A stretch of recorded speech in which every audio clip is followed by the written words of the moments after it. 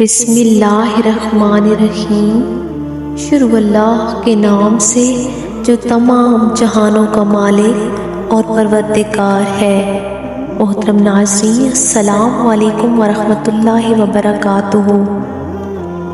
آج کا خوبصورت واقعہ ایک اونٹ کا واقعہ ہے۔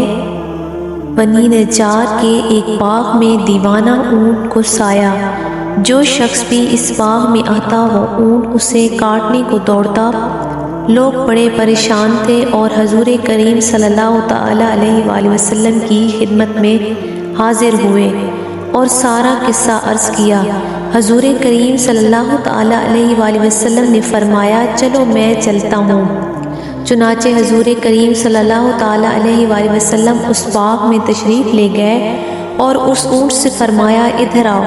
اس اونٹ نے جب رسول اللہ صلی اللہ تعالی علیہ وآلہ وسلم کا حکم سنا تو دوڑتا ہوا حاضر ہوا اور اپنا سر حضور کریم صلی اللہ تعالی علیہ وآلہ وسلم کے قدموں میں ڈال دیا۔ حضور اکرم صلی اللہ علیہ وآلہ وسلم نے فرمایا، اس کی نکیل لاؤ۔ حضور کریم صلی اللہ تعالی علیہ وآلہ وسلم نے اسے نکیل ڈال کر اس کے مالک کے حوالے کر دیا اور اونٹ آرام سے چلا گیا۔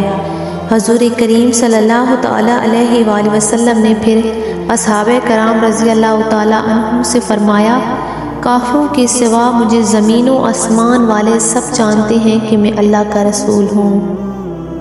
الصلاۃ والسلام علیک یا رسول اللہ، الصلاۃ والسلام علیک یا حبیب اللہ۔